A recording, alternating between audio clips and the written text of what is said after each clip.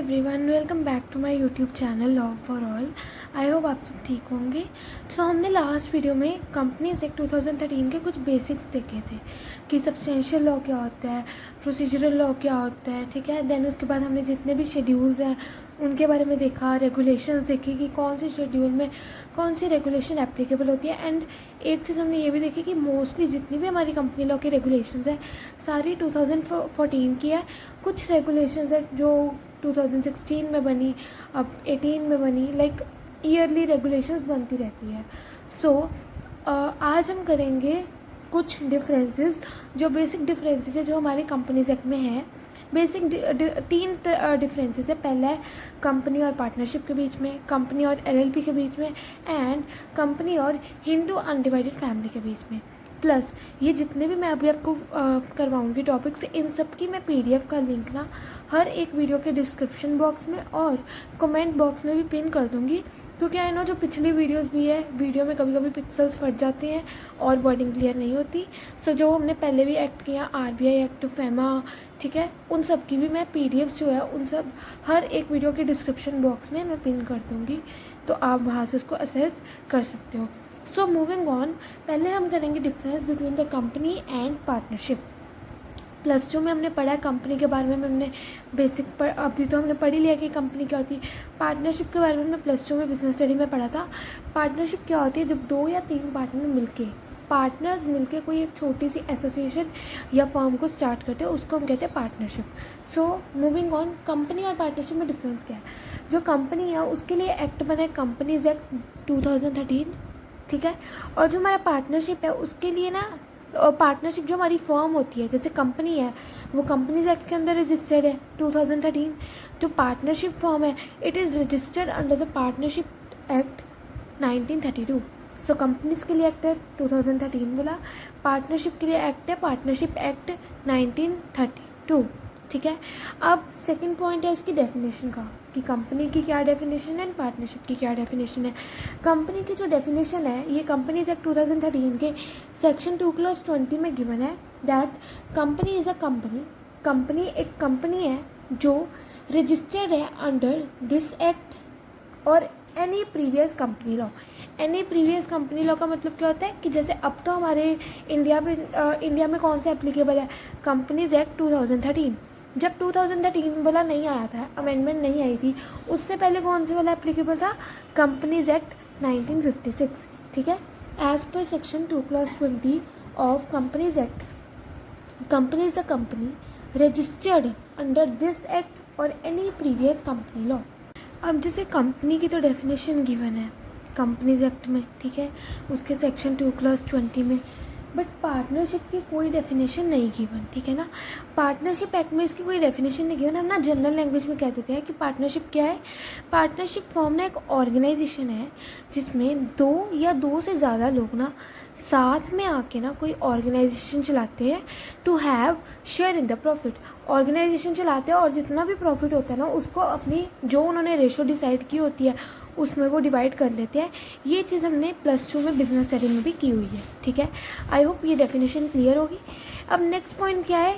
Assets और property से related, कि जो कंपनी में क्या है, जो जितने भी हमारे एसेट्स हैं, प्रॉपर्टी, कोई फर्नीचर, जो भी सामान यूज़ होता है, ठीक है, it belongs to the company. वो कंपनी का होता है, उसके मेंबर्स का नहीं होता, ठीक है।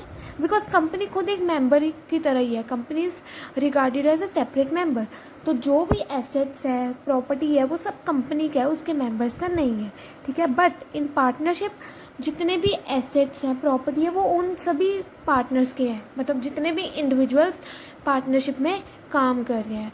फॉर एग्जांपल राम, श्याम, करण, तो जितने भी हमारे एसेट्स हैं वो सब इन तीनों के हैं, राम, श्याम, करण के, ठीक है।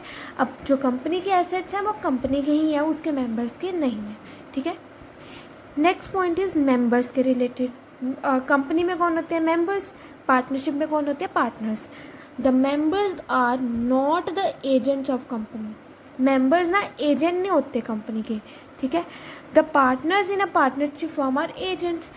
पार्टनर्स जो होते हैं वो कंपनी के एजेंट्स, पार्टनरशिप के एजेंट्स होते हैं। जो कंपनी में मेंबर्स होते हैं वो कंपनी के एजेंट्स नहीं होते। जो पार्टनरशिप में जितने भी पार्टनर्स हैं वो उन पार्टनरशिप फर्म के एजेंट्स होती है, ठीक है। नेक्स्ट पॉइंट क्या है, मेंबर्स में जो पावर है, ठीक है, क्या है कंपनी में उन्होंने क्या कहा, members of the company do not have the power to dispose of the property. Company, क्योंकि देखो इन्होंने क्या किया कि कंपनी में जो मेंबर्स है उनके पास पावर नहीं है कि वो प्रॉपर्टी को डिस्पोज ऑफ कर सके, किसी को बेच सके या फिर गिरवी रख सके, ये राइट इनके पास नहीं है। क्यों, हमने ऊपर ही कहा कि जितनी भी प्रॉपर्टी है, जितने भी एसेट्स हैं वो कंपनी के हैं, मेंबर्स के नहीं है। तो मेंबर्स के पास ये राइट कहाँ से आ जाएगा, ठीक है। पार्टनरशिप में क्या है, पार्टनर्स की है वो सारी प्रॉपर्टी, हमने ऊपर देखा जितने भी एसेट्स हैं वो पार्टनर्स के हैं, उनकी मर्जी है, वो उससे कुछ भी कर सकते हैं। So they have power to dispose of the property, उनके पास ये पावर है कि वो अपनी प्रॉपर्टी को किसी को बेचे, उसका जो मर्जी करे, वो उनका अपना है मन, जो मर्जी करे उसका, ठीक है। हाँ, बट उस लैंड या उस प्रॉपर्टी को, उस एसेट्स को इलीगल पर्पज़ के लिए यूज़ नहीं करना, ठीक है। 6 पॉइंट क्या है, liability of the members. Company में जो मेंबर्स की लाइबिलिटी है ये लिमिटेड भी हो सकती है और अनलिमिटेड भी हो सकती है, डिपेंडिंग अपॉन द कंपनी कैसी है, ठीक है, उसका कंपनी का इन्वायरमेंट कैसा है उस पर। पार्टनरशिप में क्या है, मेंबर्स की लाइबिलिटी अनलिमिटेड होती है, ठीक है। जो लिमिटेड कितनी होती है, अप टू द शेयर्स, ठीक है, और अनलिमिटेड की मतलब जितनी मर्जी, ठीक है। लिमिटेड तो अप टू द शेयर्स ही होती है मोस्ट प्रोबेबली। नेक्स्ट पॉइंट क्या है, डेथ एंड इंसॉल्वेंसी से रिलेटेड, कि कंपनी में क्या है, हमने पढ़ा ना कंपनी परपेचुअल सक्सेशन में चलती है, इसके फीचर्स में हमने पढ़ा कि मेंबर्स चाहे आए चाहे जाएं, उससे कंपनी पे कोई इफेक्ट नहीं होता। So the death and insolvency of the partners do not effect the company, इससे कंपनी पे कोई इफेक्ट नहीं पड़ता। लोग आए लोग जाएं, लोग मरे, चाहे लोगों को जो मर्जी हो, उससे कंपनी के काम पे कोई फ़र्क नहीं पड़ना, कंपनी ने तो अपना काम कर ही जाना है, ठीक है। बट पार्टनरशिप में क्या है, एट द डेथ या insolvency of the partner the partnership will get dissolved. जो पार्टनरशिप है वो डिसॉल्व हो जाती है। क्यों, अगर मान लो 3 पार्टनर्स है, राम श्याम करण, ठीक है, अगर एक की भी डेथ होगी उनको सारी पार्टनरशिप डिसॉल्व करनी पड़ेगी, दोबारा से नई पार्टनरशिप खोलनी, मतलब ओपन करनी पड़ेगी।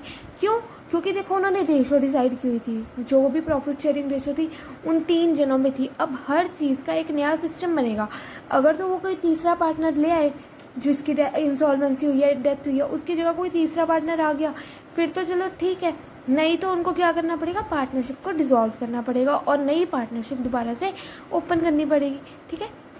ऑडिट्स और अकाउंट, जो कंपनी के जो अकाउंट्स हैं उनको ऑडिट कौन करता है, सीए, ठीक है। कौन करता है, चार्टर्ड अकाउंटेंट। जितने भी कंपनी के अकाउंट्स हैं उनको ऑडिट कौन करता है, चार्टर्ड अकाउंटेंट। और पार्टनरशिप में क्या है, it is mandatory to maintain the accounts, ठीक है, कंपलसरी है। देखो अकाउंट्स बनाना तो कंपलसरी है, पता तो चला कि कितना प्रॉफिट हो रहा है, कितना लॉस हो रहा है, ठीक है। And audit them if the turn over is more than 1 crore. देखो कंपनी में हमें नहीं फ़र्क पड़ता कि कितनी अमाउंट है, कंपनी अगर सेटअप की है तो उसकी जो अकाउंट्स की ऑडिट है, चाहे जितना मर्जी प्रॉफिट हो, अकाउंट्स की ऑडिटिंग तो सीए ही करेगा, चार्टर्ड अकाउंटेंट ही करेगा। बट पार्टनरशिप में क्या है, देखो अकाउंट्स बनाना कंपलसरी है, बट उनकी ऑडिट करवाना तब कंपलसरी है अगर कंपनी की टर्नओवर 1 करोड़ से ज़्यादा हो। अगर टर्नओवर 1 करोड़ से कम है तो कोई ऑडिटिंग की ज़रूरत नहीं होती, ठीक है। समझ आया। देखो क्या, जो कंपनी है उसके अकाउंट्स की ऑडिट होना सीए के द्वारा कंपलसरी होती है, बट पार्टनरशिप में ऐसी कोई कंपल्शन नहीं है। पार्टनरशिप में देखो कंपल्शन तब है अगर हमारी टर्नओवर 1 करोड़ से ज़्यादा हो, ठीक है। नेक्स्ट पॉइंट क्या है, the dissolution of the company is done by the operation of law. अगर कंपनी को डिसॉल्व करना है, कंपनी को बंद करना है, तो जैसे जैसे लॉ में लिखा है उसके अकॉर्डिंग करना है, ठीक है। लॉ के अकॉर्डिंग करना है, जो कंपनी लॉ में लिखा है उसके अकॉर्डिंग, ठीक है। पार्टनरशिप में क्या है, partnership can be easily dissolve by the agreement done among the partners. Partnership को डिसॉल्व करना ईजी है क्योंकि इसमें कोई ऐसे एग्रीमेंट वगैरह, इसमें कोई ऐसा लॉ वगैरह स्पेसिफिक नहीं है। मतलब हमने पढ़ा पार्टनरशिप एक्ट है, बट पार्टनरशिप में हमने क्या देखा, एक एग्रीमेंट होता है पार्टनर्स के बीच में। तो अगर डिसॉल्व भी करना ना तो उन्हीं पार्टनर्स के बीच में भी डिसोल्यूशन हो जाएगी, वो खुद एग्रीमेंट करके उस पार्टनरशिप को डिसॉल्व कर सकते हैं, ठीक है। कंपनी में लॉ के अकॉर्डिंग और पार्टनरशिप में एग्रीमेंट जो पार्टनर्स के अमंग होता है उसके अकॉर्डिंग।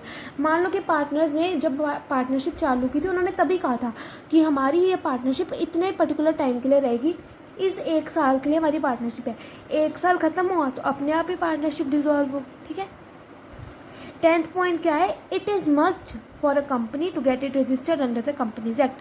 अब कंपनी सेटअप की है तो कंपनी की रजिस्ट्रेशन कंपनीज एक्ट 2013 के अंडर होना इज़ वेरी मच कंपल्सन, नहीं तो तब तक हम उस कंपनी को कंपनी कह ही नहीं सकते अगर वो कंपनीज एक्ट के अंदर रजिस्टर्ड नहीं है, ठीक है। पार्टनरशिप में क्या है, it is not mandatory for a partnership to get it registered. Partnership form के लिए कोई कंपल्शन नहीं है कि उसको अपने आप को रजिस्टर्ड करवाना ही करवाना है, वो बिना रजिस्ट्रेशन के भी हो सकती है, क्योंकि एग्रीमेंट होता है लोगों 3 या 4 जनों के बीच में जो पार्टनरशिप चालू करते हैं। सो ये था डिफरेंस कंपनी और पार्टनरशिप के बीच में। क्या देखा पहले कि जो कंपनी है वो कंपनीज एक्ट 2013 के अकॉर्डिंग है, पार्टनरशिप के लिए पार्टनरशिप एक्ट 1932 है। फिर इनकी डेफिनेशंस देख ली, फिर हमने देखा कि जो एसेट्स है वो कंपनी के होते हैं, मेंबर्स के नहीं होते, और पार्टनरशिप में जो एसेट्स हैं वो इंडिविजुअल्स के होते हैं, जो पार्टनर्स हैं उनके होते हैं। कंपनी में जो मेंबर्स हैं वो एजेंट्स नहीं होते, पार्टनरशिप में जो इंडिविजुअल्स हैं वो एजेंट्स होते हैं पार्टनरशिप फॉर्म के, ठीक है।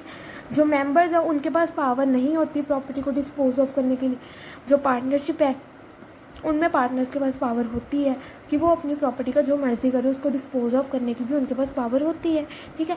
फिर हमने लाइबिलिटी देखी कि कंपनी में लाइबिलिटी लिमिटेड भी हो सकती है, अनलिमिटेड भी हो सकती है, और पार्टनरशिप में जो लाइबिलिटी है वो हमारी अनलिमिटेड ही होती है। देन हमने देखा कि जो हमारी डेथ और इंसॉल्वेंसी है पार्टनर्स की, वो कंपनी की वर्किंग को इफेक्ट नहीं करती। जो पार्टनरशिप है उसमें अगर किसी एक पार्टनर की भी डेथ होगी है, इंसॉल्वेंसी होगी, तो पूरी पार्टनरशिप फॉर्म को दोबारा से मतलब बंद करना पड़ जाता है, डिसॉल्व करके नई पार्टनरशिप खोलनी पड़ती है, ठीक है। जो कंपनी का अकाउंट्स है इसकी ऑडिटिंग चार्टर्ड अकाउंटेंट के द्वारा करवाना इज़ कंपल्शन। और पार्टनरशिप में अगर हमारी टर्नओवर 1 करोड़ से ज़्यादा है तभी हमें ऐसे ऑडिटिंग करवानी है, वरना हमें कोई ज़रूरत नहीं ऑडिटिंग करवाने की, बस अकाउंट्स बनाना कंपल्सरी होता है, ठीक है। देन जो कंपनी की रेजोल्यूशन है वो लॉ के अकॉर्डिंग होती है। पार्टनरशिप की जो रेजोल्यूशन है वो एग्रीमेंट जो पार्टनर्स करते हैं उसके अकॉर्डिंग हो जाती है। देन कंपनी की registration compulsory under the companies rules under the companies act 2013।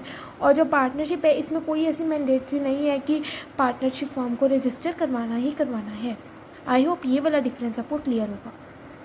Next हमारा डिफरेंस है कंपनी और HUF के बीच में। HUF क्या होती है, हिंदू अनडिवाइडेड फैमिली सिस्टम। इसको भी हमने पढ़ा हुआ है +2 में बिजनेस स्टडीज़ में, that is also known as joint Hindu family business. अब इसमें डिफरेंस हम देखते हैं। पहला डिफरेंस क्या है, जो कंपनी है ना उसमें जो मेंबर्स हैं वो हेट्रोजीनियस है। हेट्रोजीनियस का मतलब क्या होता है कि हर तरह का पर्सन है उसमें कंपनी के अंदर, ठीक है। जितने भी मेंबर्स हैं वो अलग अलग फैमिली से बिलोंग करते हैं, कोई मुस्लिम है, कोई हिंदू है, कोई सिख है, ठीक है। उससे हमें कोई फ़र्क नहीं पड़ता, कंपनी में हर तरह के बंदे होते हैं। HUF में क्या है, जितने भी मेंबर्स हैं वो एक ही फैमिली के होते हैं, सेम फैमिली में है, ठीक, सेम फैमिली के मेंबर्स हैं, ठीक है। सेकेंड पॉइंट क्या है, the authority of company is with in the hands of board of director या मेंबर्स, ठीक है। जो कंपनी की अथॉरिटी है ना वो कंपनी के बोर्ड ऑफ डायरेक्टर्स और उसके मेंबर्स के हाथों में होती है, ठीक है। जो HUF की अथॉरिटी है वो इन द हैंड्स ऑफ कर्ता होती है। अब कर्ता कौन होता है, ये हमने +2 में पढ़ा हुआ है। कर्ता कौन होता है, वो पर्सन जो एक पर्टिकुलर HUF का फैमिली का जो हेड है, ठीक है। फॉर एग्जांपल किसी फैमिली में हेड है, उसके फादर हो गए, ग्रैंड फादर हो गए, वो होता है हमारा हेड, मतलब जो हमारी फैमिली का हेड है उसको हम कहते हैं कर्ता, ठीक है। नेक्स्ट पॉइंट क्या है, any person can be member of a company, मतलब कोई भी बंदा है वो कंपनी का मेंबर बन सकता है। कैसे, just by purchasing the shares और बाय गेटिंग इट रजिस्टर्ड।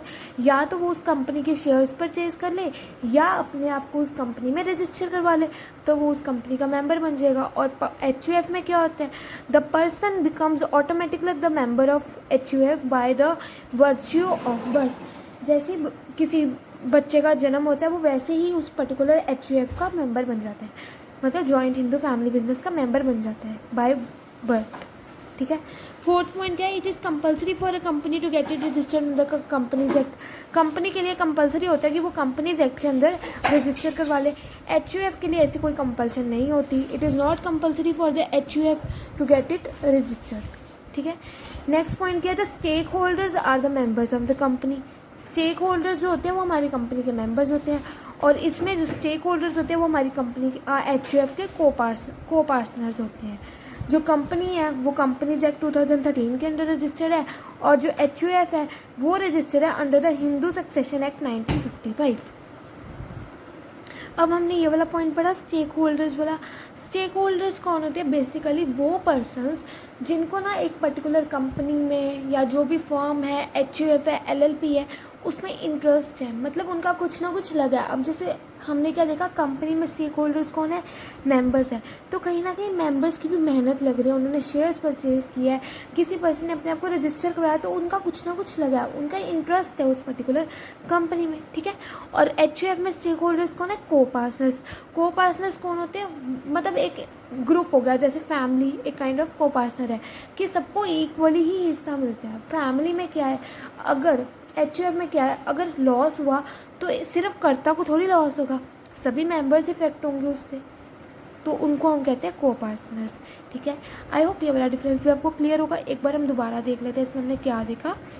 जो कंपनी है ना, उसमें जो मेंबर्स हैं वो हेट्रोजीनियस है, मतलब डिफरेंट क्लासेस से बिलोंग करते हैं मेंबर्स। कोई किसी ग्रुप का है, कोई किसी ग्रुप का है, लाइक हर तरह के मेंबर्स हैं, ठीक है। HUF में क्या है, जितने भी मेंबर्स हैं वो एक पर्टिकुलर फैमिली के हैं, ठीक है। नेक्स्ट हमने क्या देखा, जो कंपनी है ना उसकी अथॉरिटी या तो मेंबर्स के पास है या उसके बोर्ड ऑफ डायरेक्टर्स के पास है।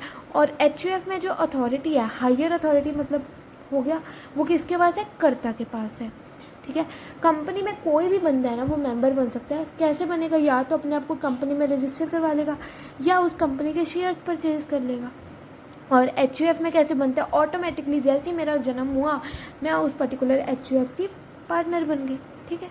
नेक्स्ट इज कंपनी के लिए it is compulsory for getting to get it registered under the companies Act, ठीक है। और HUF के लिए ऐसी कोई कंपल्सन नहीं है। जो कंपनी के स्टेक होल्डर्स होते हैं वो उनके मेंबर्स होते हैं, क्योंकि मेंबर्स का इंटरेस्ट है उस कंपनी में, ठीक है। और HUF के स्टेक होल्डर्स कौन है? को पार्टनर्स है। को पार्टनर्स कौन हो गए? हम सब। मान लो कि मेरी फैमिली के HUF है, हमारा एक अपना बिजनेस है, तो मैं भी उस HUF की को पार्टनर होगी। क्यों? अगर उस पर्टिकुलर HUF को लॉस होगा तो मुझे भी लॉस होगा, ठीक है ना। तो को पार्टनर्स हो गए। देन कंपनी के लिए कंपनीज एक्ट 2013 है, उसके अंदर रजिस्टर करवाना कंपलसरी है। और HUF की registration under Hindu succession act 1955 होती है। आई होप ये क्लियर होगा। सो पिछला डिफरेंस हमने देखा कंपनी और HUF के बीच में, आई थिंक वो आपको क्लियर होगा, ठीक है। नेक्स्ट हमारा ये लास्ट बेसिक डिफरेंस है जो कंपनीज एक्ट में हमें चाहिए होते हैं, that is company and LLP, ठीक है। अब कंपनी का हमने देखा कि जो कंपनी है वो कंपनीज एक्ट 2013 के अंदर रजिस्टर्ड होती है। जो LLP है उसके लिए कौन सा एक्ट है? LLP एक्ट 2008, और उसके रूल्स कौन से हैं? 2009, ठीक है। So company is registered under the companies act 2013 and rules thereunder. और LLP है, it is registered under the LLP act 2008 and rules, उनका नेम क्या है रूल्स का? LLP रूल्स 2009, ठीक है। अब LLP क्या है? Limited liability partnership. अब हम पढ़ेंगे उसके बारे में भी आगे वास में, उसके लिए एक सेपरेट चैप्टर है, वो भी हम पढ़ेंगे, ठीक है। पहले हम बेसिक्स अपने कवर अप कर लेते हैं, ठीक है। नेक्स्ट पॉइंट क्या है? जो कंपनी है, प्राइवेट कंपनी की हमने देखी, प्राइवेट कंपनी है, पब्लिक कंपनी है, OPC है, और भी कितनी तरह की कंपनी है, ठीक है। जो प्राइवेट कंपनी है उसमें हमने देखा कि मिनिमम एक मेंबर होना चाहिए, मैक्सिमम 200 होना चाहिए। यहाँ पे 2 कर लो। प्राइवेट कंपनी में हमें मिनिमम 2 मेंबर्स चाहिए होते हैं और मैक्सिमम 200 चाहिए होते हैं।